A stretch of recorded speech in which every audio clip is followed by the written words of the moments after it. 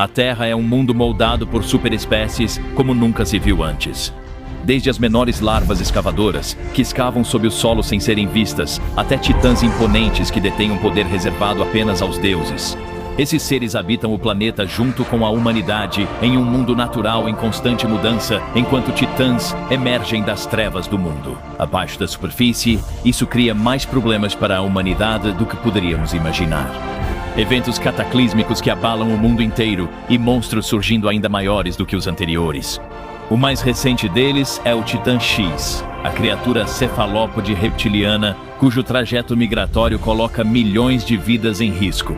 E hoje, finalmente, testemunhamos o verdadeiro poder dessa criatura, mas também vimos o quanto ela depende dos escaravelhos que a seguem. Tendo desenvolvido uma verdadeira simbiose com o surgimento desse novo mundo de monstros, a humanidade tem lutado para crescer e se adaptar ao clima em constante mudança. Então, a Monarch decidiu explorar o impacto maior dessas bestas titânicas e avançar em direção à verdadeira coexistência. Quais monstros conhecidos podem retornar aos holofotes? Que novas formas de vida aguardam para serem reveladas? Hoje, começamos a responder essas perguntas enquanto fazemos uma análise completa de todos os monstros que aparecem no episódio 5 da segunda temporada. Vamos explorar sua biologia, suas dietas, seus comportamentos e os papéis que desempenham dentro desse frágil ecossistema de monstros. Hoje temos uma análise devastadora, então vamos começar. Inscreva-se para acompanhar todos os monstros recém-revelados semanalmente aqui na Dangerville.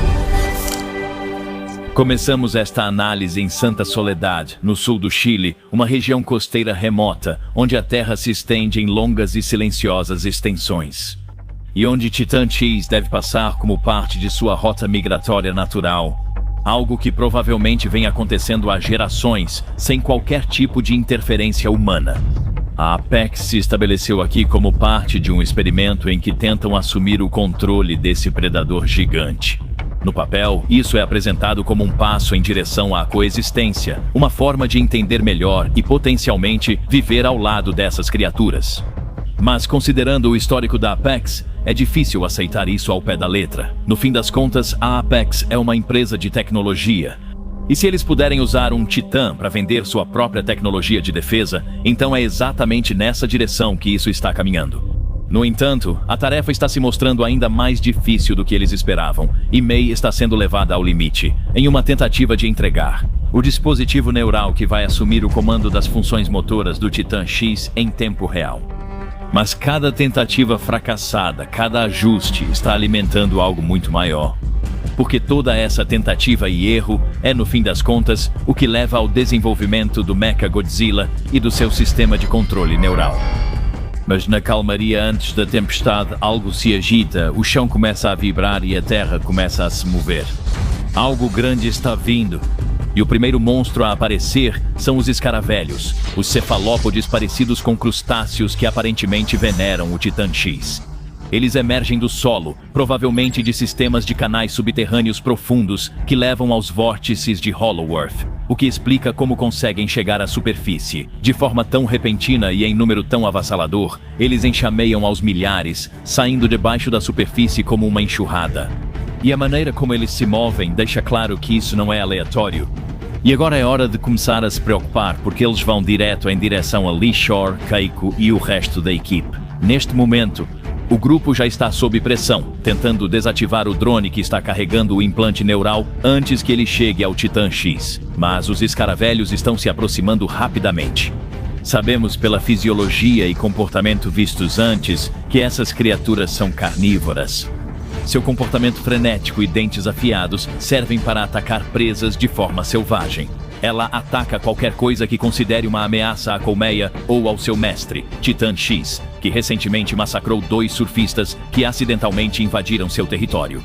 E agora eles estão indo direto para Lee, porém ele se protege e, felizmente, sai ileso, já que as criaturas têm algo mais importante em mente. No oceano, há um leve brilho azul se formando abaixo da superfície, e ele vai ficando cada vez mais forte à medida que se aproxima da costa.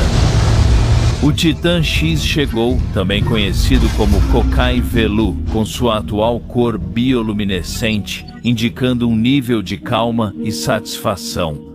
O que sugere que ela não está atualmente em um estado agressivo, mas sim passando por esta área como parte de sua migração habitual.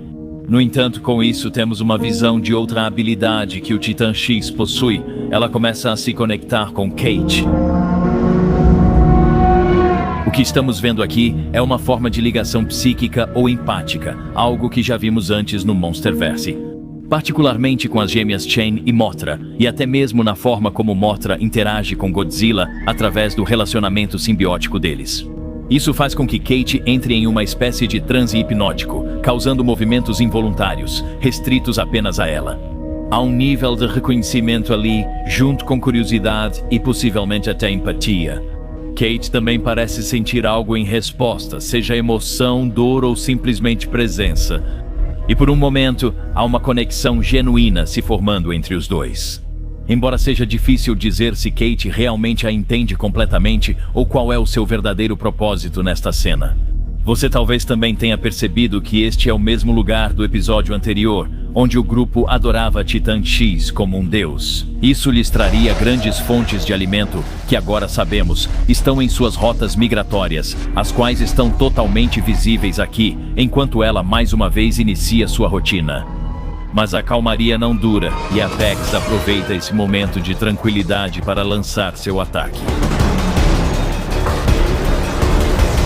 O drone dele se crava profundamente no braço de Titã X, que grita de dor. Quando o dispositivo é ativado, ele envia choques elétricos por todo o sistema nervoso dela, tentando anular suas funções motoras e assumir o controle de seus movimentos. Ela se contrai involuntariamente, e podemos ver que a conexão dela com Kate é tão profunda que ela também sente isso. Ela desaba quase imediatamente, dominada por algo que seu corpo nunca foi feito para processar. E o vínculo compartilhado entre elas transforma isso em um ciclo de dor que se retroalimenta que Apex claramente não previu. No entanto, o tamanho colossal do Titã X está se mostrando um grande problema.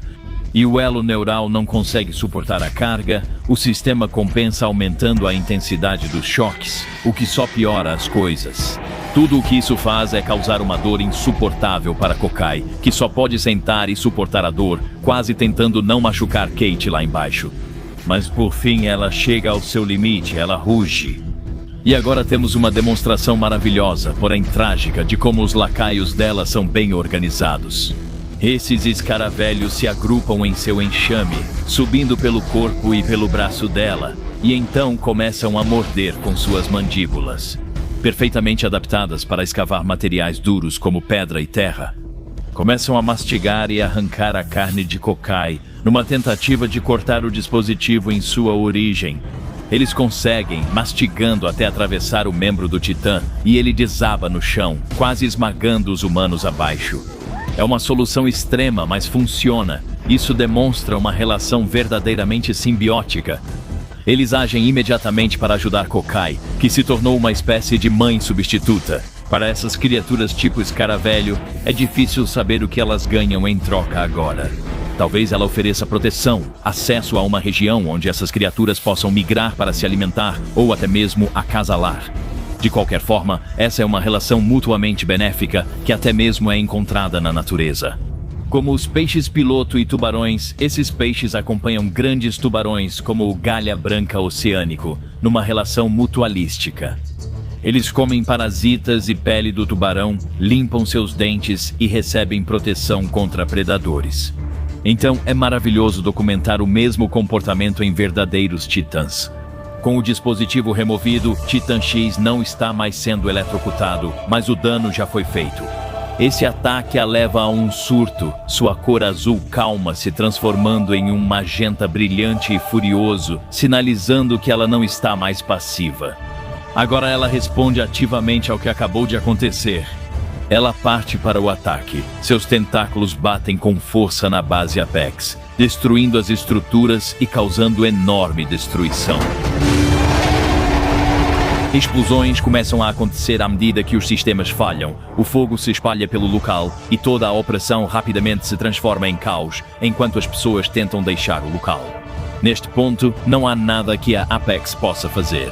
O experimento é um fracasso, e isso reforça um ponto que surge repetidamente.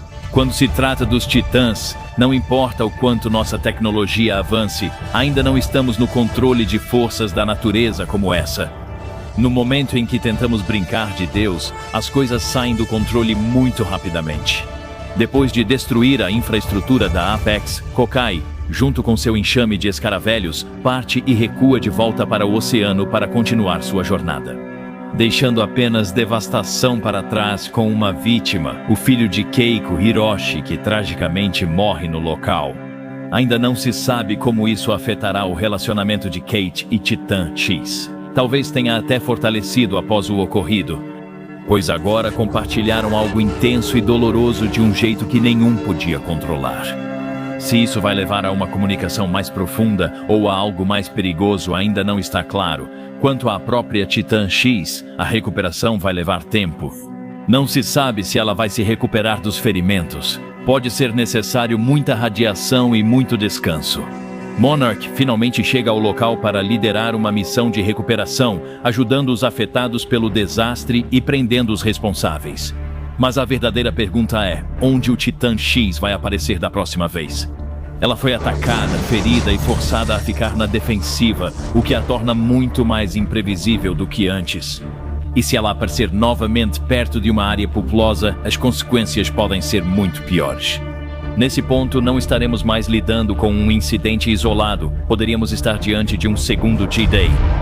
Mas, com sorte, a Monarch pode interceptar com seu sistema de rastreamento de titãs, e desta vez, tomara que não seja uma baleia. Encerramos aqui o levantamento das criaturas do episódio 5 de Monarch. Em Legacy of Monsters, Kokai Velu é um dos titãs mais notáveis e complexos já apresentados no Monsterverse. Sua aparência desafia tudo o que pensávamos saber sobre esses monstros e o lugar da humanidade ao lado deles, dando vislumbres de uma época em que talvez a humanidade já tenha coexistido com esses seres enormes. À medida que acompanhamos e registramos o Titã X, aprenderemos mais sobre esse titã misterioso e descobrir o que esses escaravelhos querem e para onde o Titã X vai. E o inevitável confronto entre o Rei dos Monstros e Khan. Isso ainda é só a ponta do iceberg do que Monarch, Legado dos Monstros, tem a oferecer aos fãs. Mais portais, mais ecossistemas e muito mais monstros estão chegando conforme a segunda temporada se desenrola, e vamos analisar cada um deles, episódio por episódio. Não esqueça de se inscrever e ativar notificações para não perder atualizações de Monarch. Comente, qual o seu monstro favorito? Quem falou foi o Dangerville e nos vemos na próxima, moradores.